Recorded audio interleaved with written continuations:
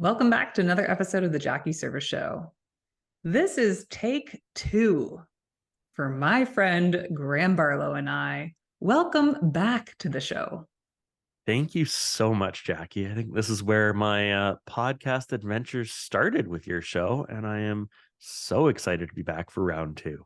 Well, the podcast blew up, and I think it had to do with the title. Let me just read it to you. If you haven't already listened to the first episode, you're going to want to press pause, go back and listen to the first episode because you're going to hear more about Graeme's story and how he got to be the CEO of Iversoft today, and a lot about how his philosophy and innovation has changed the game when it comes to team dynamics and how he has built a really successful high-performance team.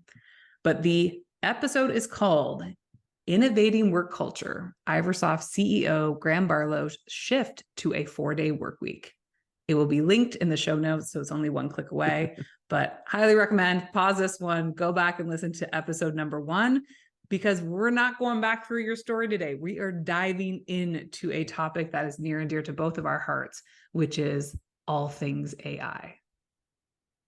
I am so excited. I think this is the most interesting, buzzy, and misinterpreted word in the ecosystem right now. Of everyone's got their own definition of what AI is, looks like, feels like, how it impacts business. So really, really excited to dive into kind of probably practical execution of how AI is in business today versus, I don't know that we're going to spend a ton of time diving into the philosophy of how it changes human direction in time and space. I think we'll leave that to different minds, I think.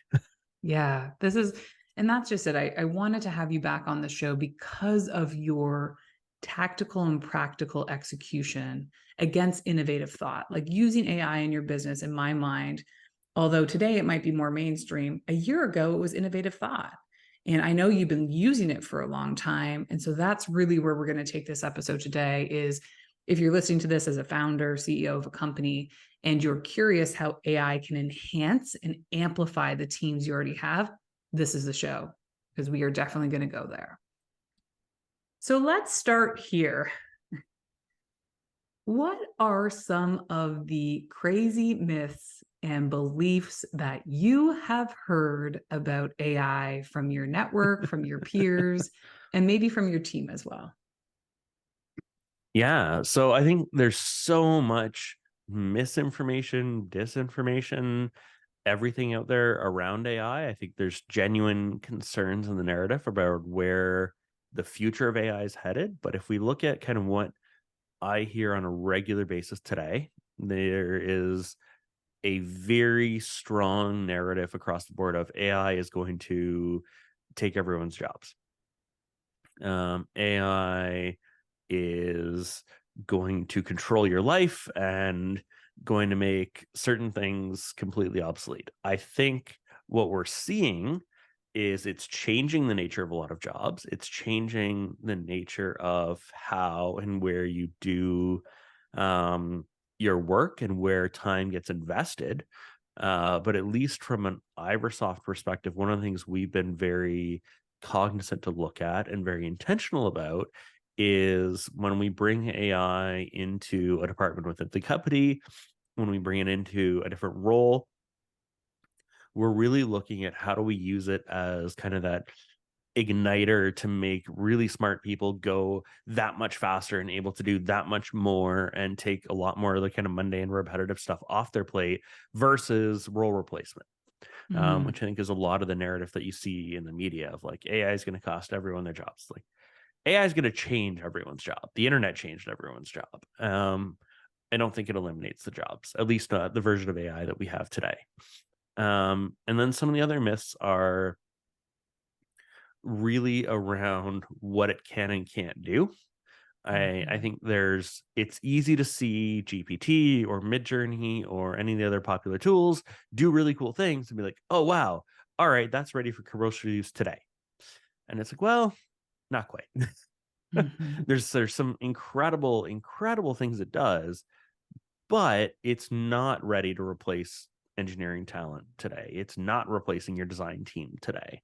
It's making them go a lot faster and it's filling in a lot of the blanks, but at least in the extent of our exposure, it's not at the stage today where you cut your team in half and still accomplish the same thing. I think you take the same team and you do 10x as much at the same amount of time.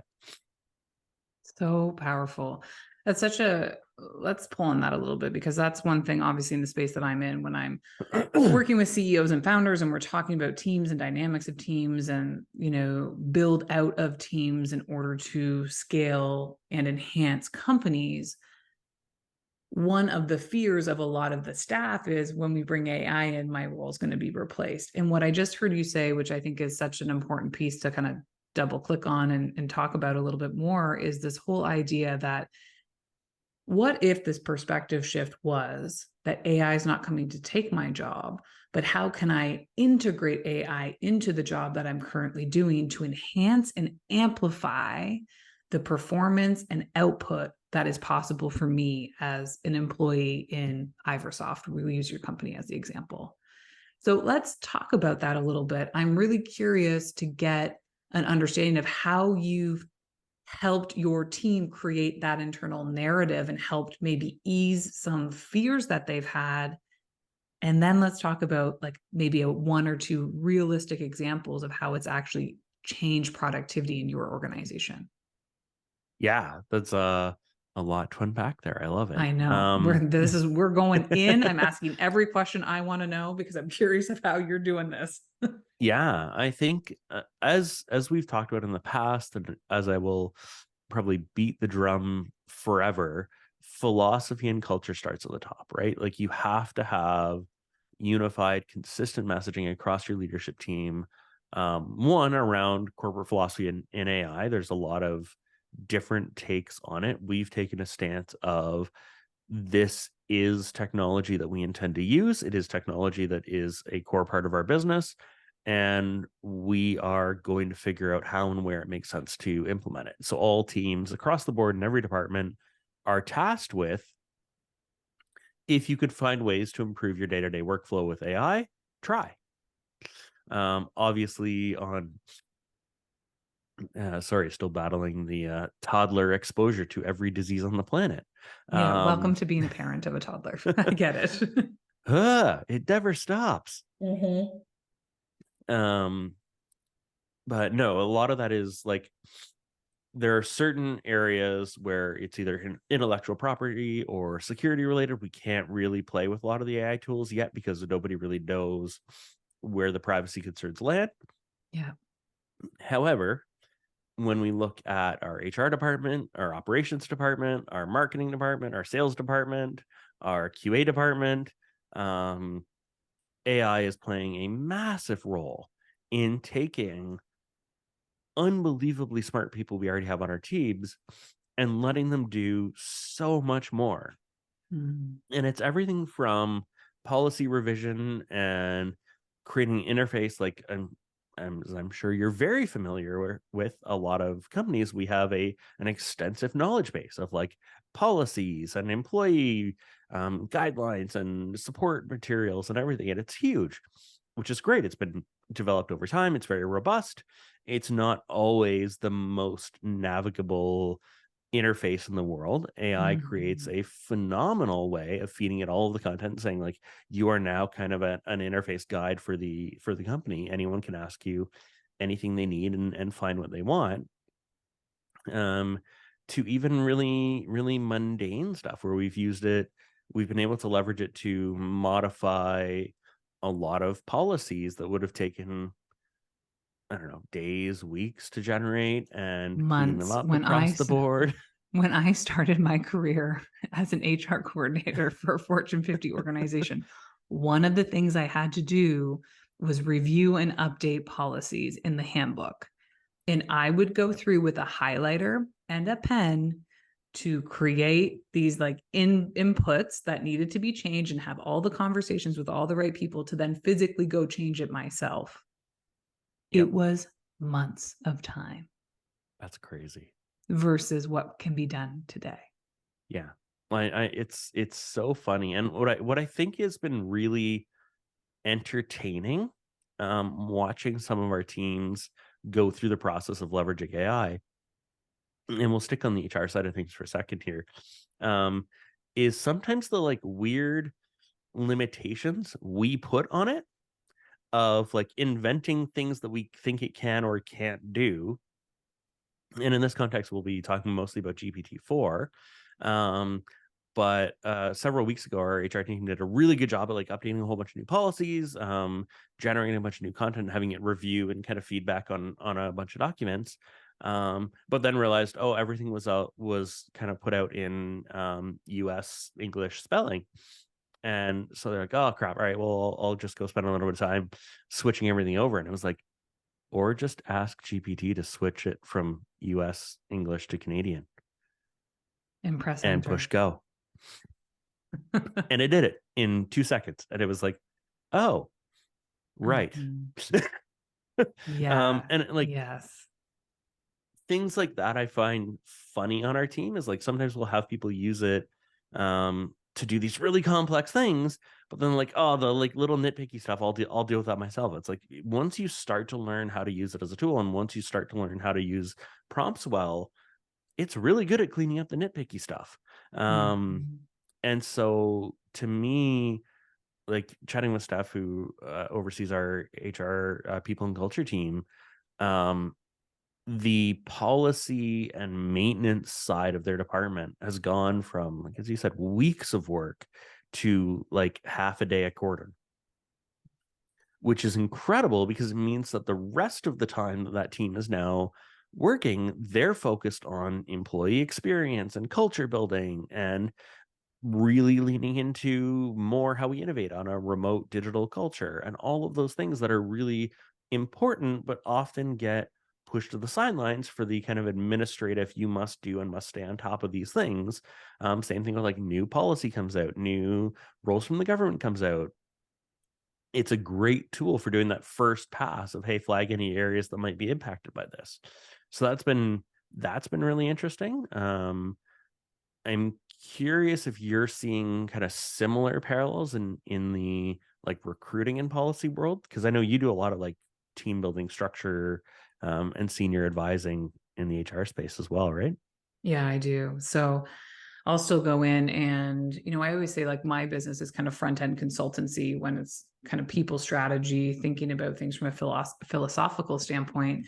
And then we also have a back end engine that can actually go and drive the changes when it comes to finding great talent. So I play this, caveat of both. And so I'm having all sorts of different conversations with founders and leaders constantly. And I would say, similar to you, one of the things I've found on my own team is like anything new, there's a behavior shift that has to go with it. So there's a change management process that I think so often we miss when these wide sweeping new technologies come out. And so I've witnessed and noticed in my own behavior, and therefore will trickle into my team behavior, where, to your point, a simple task, I find myself doing it almost on autopilot because I didn't take the beat to take a breath and think, is there a different way to do this? Is there a better way to do this? Can I leverage technology to enhance this experience for everybody involved? The answer, I'm going to go with 100% of the time when I catch myself in that cycle, is yeah, there's likely a better way to get this done. Yep. And so it's that behavioral connection of like finding myself in the moment when my response is innately to just go do, instead of taking a second to sit back and reflect on what technology can I leverage to actually support me. And a lot of the times for us, it is, GPT as like one tool that we use more regularly. Yep.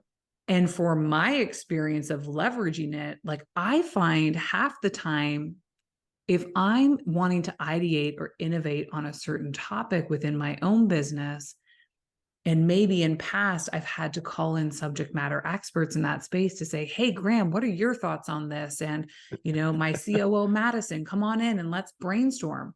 Well, there's still a beautiful space and time for that.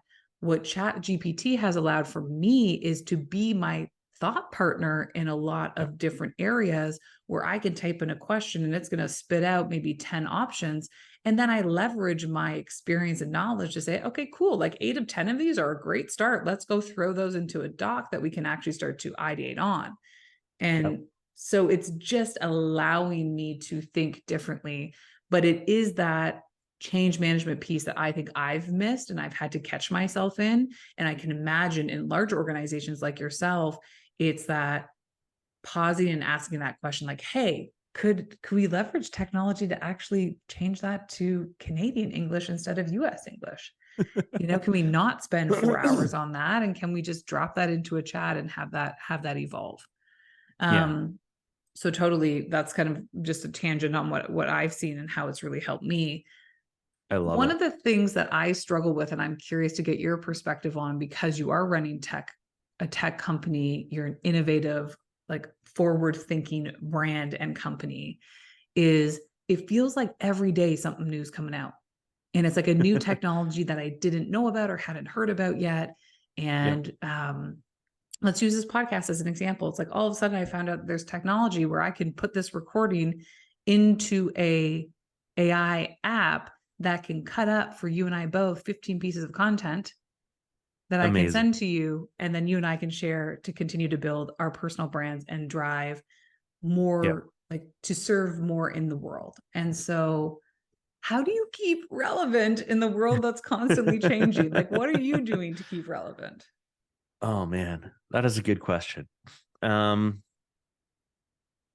it's what I struggle with because like you could fall behind in AI in a day.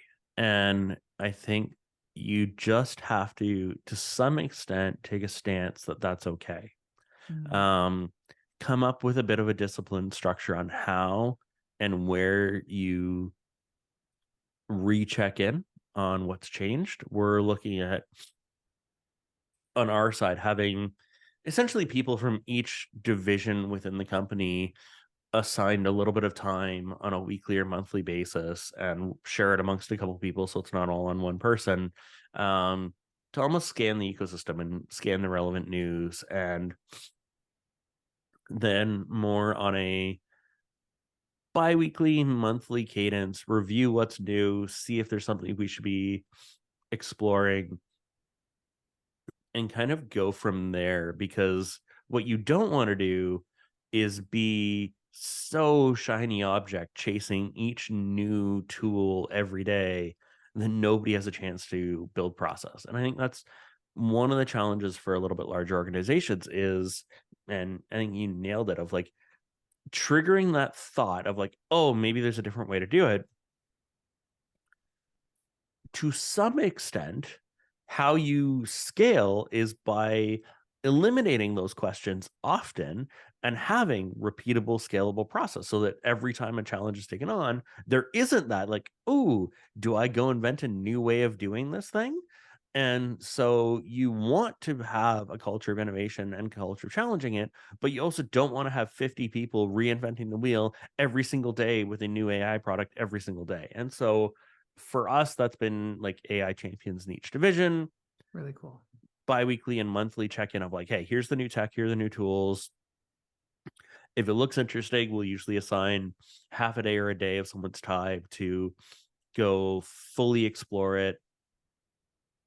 One of the things that's really exposed for us is often the marketing pitch from the AI companies does not fully align with the product reality of what they're offering, Mhm. especially in the dev tools world. And this is where like I've had great chats with Vicky, our CTO, and she said like, yeah, there's some cool videos out there of like AI can build an app in 10 seconds. It's like, kind of, yes.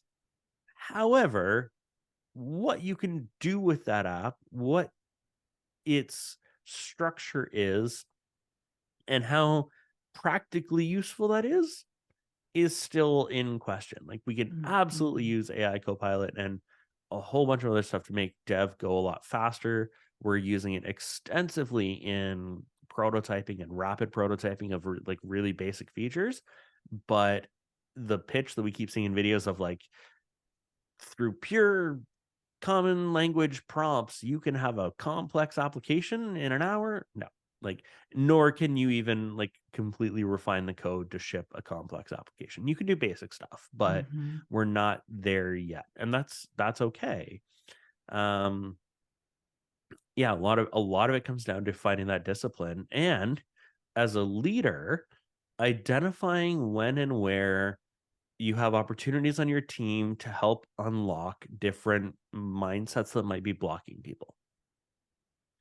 That's Like we huge. had, Yeah, that's yeah, what I see so often. It's, there's this, I always say that there's this intersect in business. You have kind of one circle that's people, you have another circle that's like tech, systems tech, and then you have this interlock, which is like a process that can connect the support two. the people and support the tech, right? Like ultimately, that's how I think about business in a lot of ways. And what is not there is like the underlying belief systems, the underlying triggers, the underlying fears, the gray space of which we all are in human nature, of how Yep. that then plays into our adaptability of things like AI coming into the Oh yeah. marketplace. Well, and I think one thing that leaders need to be cognizant of across all teams is AI, whether you believe it or not, is a hot, semi-controversial topic in pop culture. We have had conversations with people on different teams where they've come out and said, like, I don't feel comfortable experimenting with AI. I think it's bad for humanity. And we've had to kind of navigate that a little bit of like, I appreciate that and I understand where you're coming from. Here's where we think it fits in your role, and here's where we need to encourage you to kind of lean in. And I mean, so far, I'm grateful that we've had kind of positive outcomes of all those conversations. But it's one of those instances where it's like, when you have a large enough team, not everyone by default is excited about this. There's also a lot of preconceived notions of what it can or can't do, or what it is or isn't good at. We've had conversations with team members where it's like, nah, I played with GPT 6 months ago. It's no good for user stories. It's no good for this type of documentation. It really can't understand the nuance of what I do.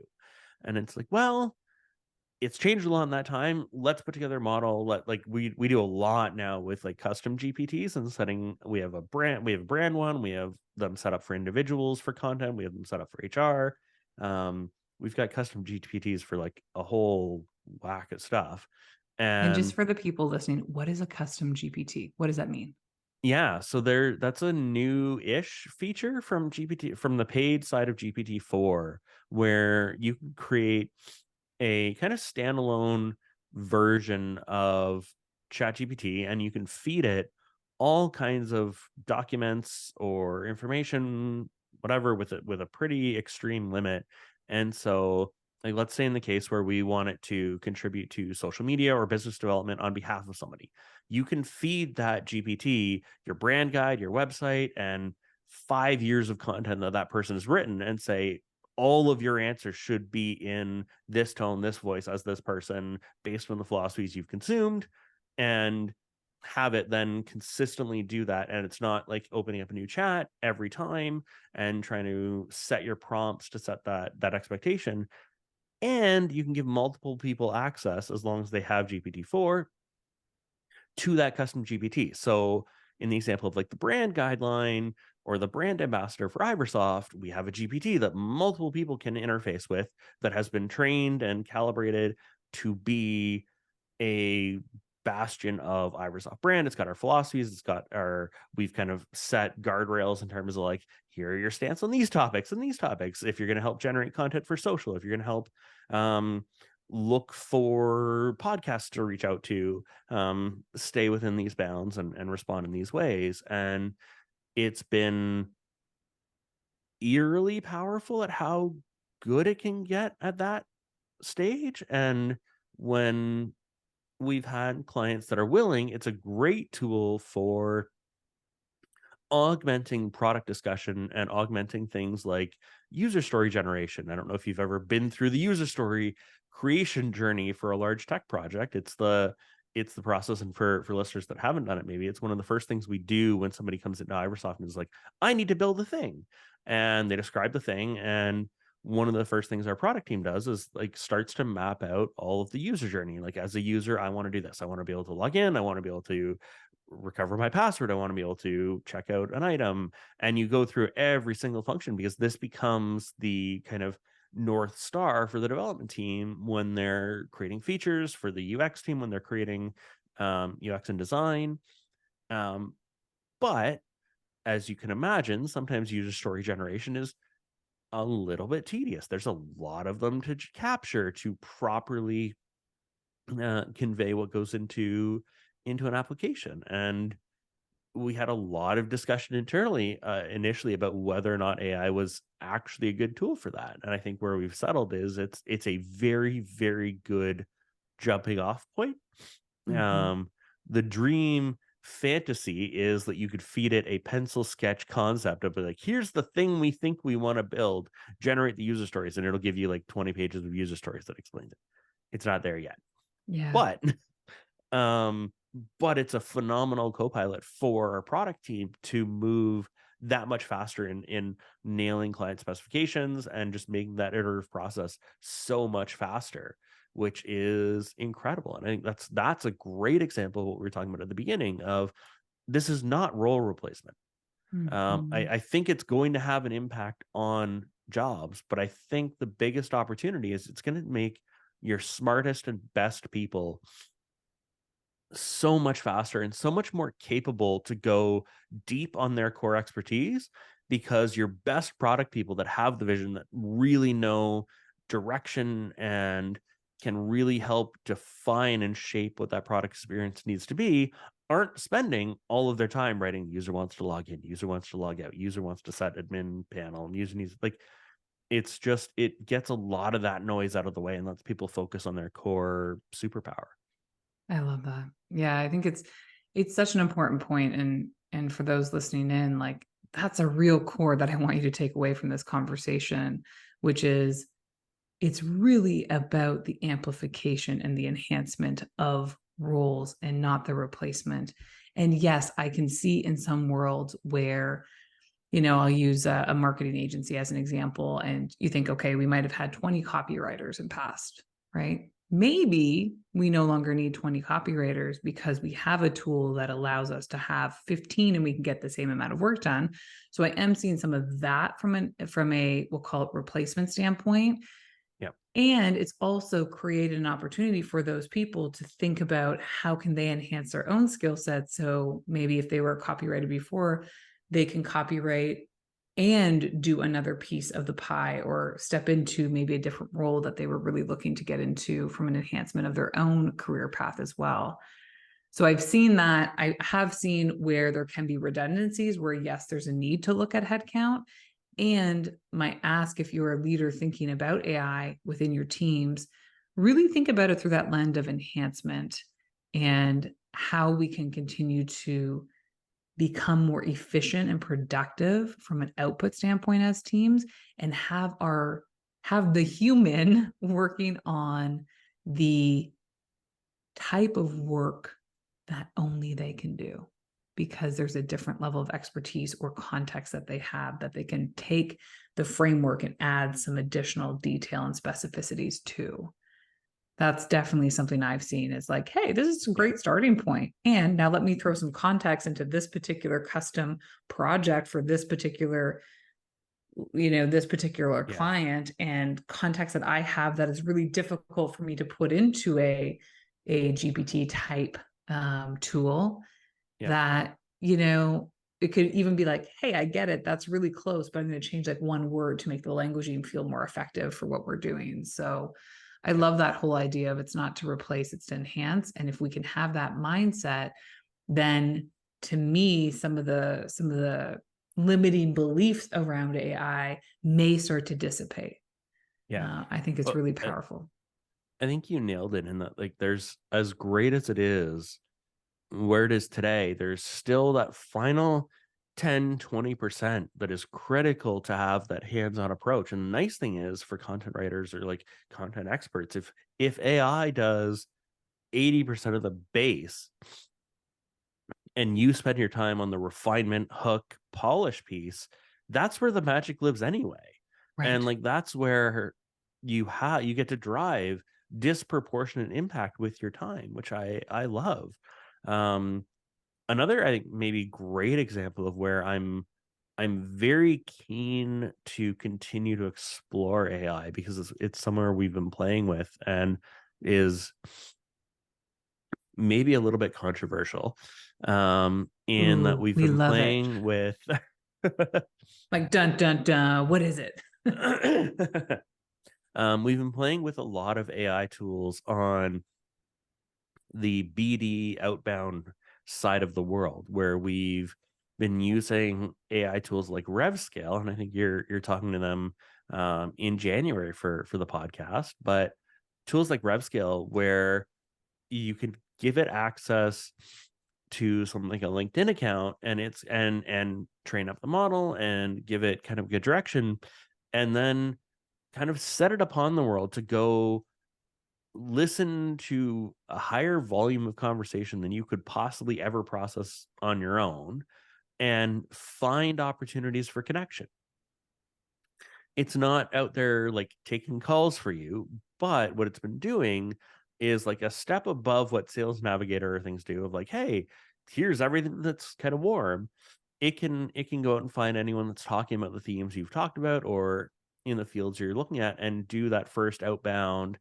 Hey, I love what you're doing. It's got enough context to kind of know what they were talking about, know what you want to talk about, and make that cold open. Mm. And I think we've seen it do thousands of cold opens across a couple accounts that we're working with and have a like really high hit rate for being able to book meetings. And right now we're looking at it as a very kind of complementary sidecar role to your traditional SDR outbound type activity. And I think it's interesting. I think there's a weird world where like the social networks, if they don't like really figure this out, it's just going to be a whole bunch of AI bots pitching to each other. Um, but right now, I think there's a big opportunity for companies to explore AI in the outbound side of things where it's human enough that it can do that initial kind of door knock, cold open. And then if you've got good processes on your side to pick up the ones that get initiated and have a bit of reception, you can amplify what you're doing with your time to an extreme level and with better data and a model that adapts every day based on where it's getting success and getting responses and getting traction, that is just incredible. And like we've had it Mm. running for a couple months now, and I'm very excited. I wouldn't say it's like blown up and changed our world today, but I can definitely see the path where it fundamentally changes how we operate. And I think that's really interesting because I think one of the things we hear about, at least in I think the group we're in together, is like people like, I don't know how to do opens. I don't even know where to like start and go and do that. Um, Mhm.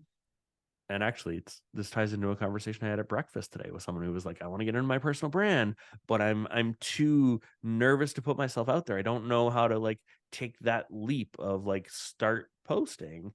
And my response to him was like, have your team do it. Like help them write the content, have someone else hit post because they don't have the Yes. emotional hang up. Well, AI doesn't have the emotional fear of like, I don't know if I should reach out to them. It just does. And as long as you're willing to have the follow-up conversation, I think it can help a lot of people break past that fear of getting out of their comfort zone and get the momentum moving, which I Ooh. think is pretty interesting. I'm excited for that conversation too. And yeah, it's every conversation I have with you, I just find myself leaning in and in and in because you are such a wealth of knowledge of a network of new founders and new technologies that are out there that are actually making a difference in your day to day. And one of the things I just want to really acknowledge you on is I love the reality that you aren't afraid to go first. Like you're open to trying it, even if it means you're going to learn. You know, people will use the language failure. I think it's learning. We're either growing or learning at the end of the day. And Oh yeah. so I just love that mentality of like you're willing to go first. And When everyone else was afraid to go remote, you went remote. When everyone else was like, you can't work in a 4-day work week, you were like, let me prove it to you. Like there's just this edge about you as a CEO and founder that I have so much respect for, because you're willing to try things first. And so I just wanted to take a pause and just acknowledge you for that. I think it's incredible, and I'm so grateful that our lives have been brought together. Likewise, I appreciate that. And it's as crazy as it is, it's like people get so caught up in these dramatic stories I think they build in their head of what failure looks like or could be. Or we got so many questions when we did the compressed work week, the 4-day work week stuff of like, what if it doesn't work? It's like, then we change back. Like it's Mm-hmm. it's it's not like you've moved the entire ship, and there's very, very, very little in this world that you can't undo or change. And one thing I would encourage, and like I hugely appreciate every conversation we've had, because you've opened my eyes a lot on how the whole HR world and human strategy world plays into this as well. But like I would encourage so many people as a leader, if you're wanting your team to be willing to experiment and try things, and if you're feeling frustrated that your team isn't willing to just jump on new trends or take a risk on something, and you're just like, oh, I don't understand why they're not willing to like put themselves out there, or like why won't they just try these things, like look in a mirror. You have to lead at the tip of that spear. You have to be willing to publicly make mistakes. You have to be willing to be that first mover. And like we've seen a lot of wins from moving first. We've also seen a lot of like good learning opportunities come across Mm-hmm. their plate of like, oh yeah, that looked great. It actually wasn't. We're going to go back to how we were doing it before. Um, but if you do that, you build a very safe place to have innovative thought. And I think we touched on this a little bit last time, and it's certainly something that comes up a lot when I talk to founders, is like, how do you build an innovative culture? It starts with creating a safe place for people to experiment. So many times companies want to be innovative, but don't give any room for anything but kind of perfect execution, and ruthlessly persecute anything that isn't done exactly right the first time. And it's like, well, then how how do you expect anyone to want to experiment and innovate and take risks if you're not willing to do that, and if you're not willing to show a culture of that? And I think like for me, that's going to be the defining philosophy heading into AI over the next 12 months. Is there's so much coming that we don't have our heads wrapped around what it can do and how it can impact. And you have to just approach it with an open mind of, again, set a cadence so you don't go crazy, but keep looking. And don't find one thing like, okay, cool, we have the AI thing that solves that. Don't look at it for 6 months. Like keep looking at what's coming out, because it's incredible how many companies are changing it. Like I think I'm having a conversation next week with two different companies in the finance space that are looking at how to streamline so much of the financial operations side of things, to make reporting easier, to make year-end cleanup easier.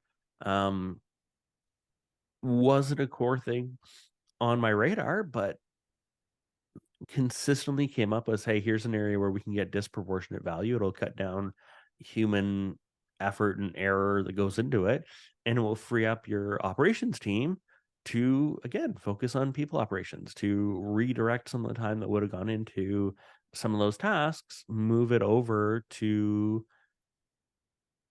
enhancing day-to-day life for people. And like I've said this time and again, our core business is people. Our number Mm-hmm. one job for all of our clients is attract and retain the best human beings on the planet that we can find. And the more I get to free up our team's time to focus on that, the more successful we become. Mm. That's the video clip we're putting out. Like, I love it Awesome. when leaders get that. And that's where we are connected through a mastermind with Dan Martell. And Dan's been in the SaaS tech world for so long and has not been open to coaching other people outside of that up until now, like up until the last year.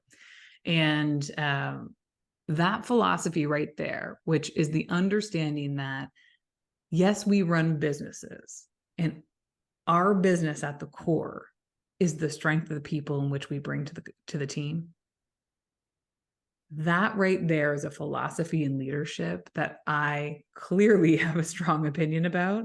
And when I hear leaders get it, it's this immediate like knowingness for me of like, all right, they're wired differently. Like they see that, yes, at the end of the day, you're still looking at your strategy and your vision and your numbers all have to be considered and looked at in every decision we're making within business. But at the core of looking at our entities and understanding that we are driven by the success of the people in which we have, like that is the philosophy that I think creates incredible leaders in this world who are open to building environments where risk-taking and experimentation and innovation is not only welcomed, there's like a set of expectations we create that this is just how we do things around here. And I've definitely been involved in organizations that I've either worked in or come in and consulted with where it's been really led by fear, right? If we don't do X, then we're not going to get to Y. And if you don't perform this way, then we're not going to get that thing done. And it's stifling. And it takes away the character and the humanity and the like vibrancy. I think about myself of like the creativity that these humans just innately have and want to just pour into if there's an environment where they feel like there's psychological safety and that they can explore what that might look like and feel like. And you hit it on the head. It has to start with you. And so thank you for pulling that loop back. I was acknowledging you for going first, and I wasn't thinking about it through the lens of it being literally a leadership imperative of why you do what you do. And here I am, like, you just gave me an aha moment of like, I see it now. That's super cool as to why you've been so successful is because you go first. So I appreciate that. I'm curious, question for you on that. Um, as the kind of queen of all things people strategy, when you encounter those leadership groups that are in a fear mindset, or if you're coming in and supporting an organization where you see that, how do you, as the leader coming in to support that group, or as the kind of people strategy first ambassador, how do you overcome that? What are some of the conversations you get into that help reframe people's expectations when you hit that? I love that question. Here's the truth. Here's kind of two core things, because yes, I have worked in those organizations. I'll tell you how I've approached them. And I've also been very intentional about the leaders I choose to work with going forward. So there's a piece of, we talked about rev scale earlier, like there's a piece of me filtering and really identifying like, hey, is there alignment here in our philosophies around people? Because if there is, I think we can do some really cool work together and we can enhance and amplify everything you're doing within your organization because there's an openness to doing that. And so I think about a lot of the times like the success in which I can go and serve to an organization and a company also is dictated on the belief systems and philosophies that exist within that ecosystem to begin with. So that's one kind of core thing I just want to openly express because I've also had to go into situations where it's a turnaround situation, or you have four leaders who are wired one way and there's one person who's holding it back. And so how do you approach those situations? How do you work through those situations? So no, I don't always run and hide from them. I do embrace them and step in with them. And that's where, like, for me, human nature is such an innate piece of running businesses. And I'm grateful that early in my career, I had a coach, an executive coach that really helped unlock my own thinking.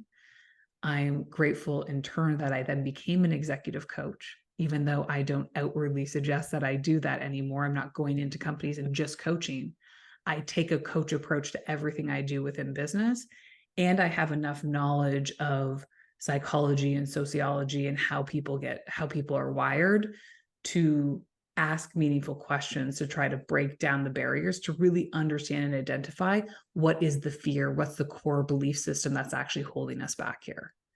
So for me, it's a here's our French Canadian talking here, a no bullshit approach to having conversations that need to be had. Because a lot of the times as an outsider, let's just use an example of a leadership team where you have 4 leaders that are all on board and one who's not willing to hop on, and that's slowing us down. There's usually an elephant in the room that's not being talked about. There's usually an undertone of something that hasn't been said, a conversation that hasn't happened. And so that's where I like to break things down to a human element of everything and recognize that every individual that shows up at your leadership team has their own background, their own belief systems, their own experiences that have led them to have those belief systems to begin with. And so it is a little bit of dissecting some of that down to be able to understand where their fear comes from. You said it, you got to point the thumb at yourself instead of pointing the finger outward. Starts there. We have to look in the mirror and we have to be willing to do that. And sometimes it takes longer than others. But genuinely, people want to do good in the world. Yeah. Like I find most people want to do good in the world and want to be successful in the things that they're pursuing. And so if you can get to some of the core, impersonal reasons in which they are driven a certain way, you can unlock possibility. And that's something that I love doing. I have teams that will come in with me if it's a really sticky situation of other coaches I trust deeply to have the conversations we need to have. But that's ultimately it. I think at the end of the day, even when we're talking about AI here, I just see such fun potential and a frequency that could be so exciting to go play with and explore in and experiment in.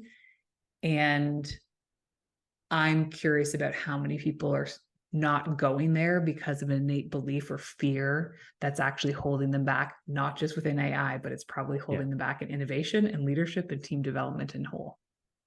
Absolutely. Yeah. That's awesome. I don't know if that answered your question, but that was my tangent. It did. I love it. I actually have one other area that I'm curious to hear your perspective on because, and we're going to pull it back to AI here a little bit because it's something that I know we have not leaned into on the AI front, and for reasons I can go into afterwards. But what is your take right now on the role of AI and candidate screening? Yeah. Okay, let's go there. So I'm a big believer in the work that I do, which is really defined. So, I'm not a bulk recruiter. I'm not looking for the exact same role 100 times for a company that's growing and scaling. I'm really definitive in I like unlocking leadership teams. I like bringing executive folks to the table. And yes, once I bring executives, that sometimes trickles into a business that I become very familiar with. And so in that vein, could AI support bulk hiring processes? Maybe. I'd be curious to explore that. That's just not my niche. That's just not where I'm honed into. So I'm not even sure I'm the best human to ask that question to. In what I do day to day, I really find AI, again, can enhance our processes. It can enhance our asking better interview questions. It can enhance our approach to maybe getting more skilled ways in which we actually go source candidates. Because at the end of the day, it's like if your pool is bigger and you have more epic people in it, then great. We're probably going to find some really great talent as a result of it. It's one of the reasons you guys went to remote and 4-day work weeks is it opened up the doors to a crazy amount of more talent that was not available to you when you were only Ottawa centric. So there is a world in which AI can really help the process in which we're doing the kind of holistic side of things. We've been playing a lot within the screening, like the pre-screen before we actually had human interactions with things like uploading video of the person and then leveraging AI to kind of support hey, based on all the things you said, this is essentially how that person stacked and ranked. We're still having a person go back and review them though. So we still at this point have a human going and reviewing them, but we're getting curious about how AI can support us in an initial pre-screen when you have, Yeah. let's call it 1,000 applicants, to Yep. screen those 1,000 applicants who have submitted a 2-minute video and say rack and stack against this job description. That's kind of cool because it can Yeah. expedite that process and then hopefully help us get the top 20%, which then we put human behavior Eyes behind. on. Like we actually put human hours behind to actually Yep. validate those things. So How have you been finding the results so far between your human review and AI review? Did the results match, or is AI missing a lot? What are you seeing it's so new for us that we're like still in it? TBD. Yeah. I will say that one of our searches in October of 2023, we did this process and the result was like we did have somebody from an AI technology screen the initial first 3-minute video.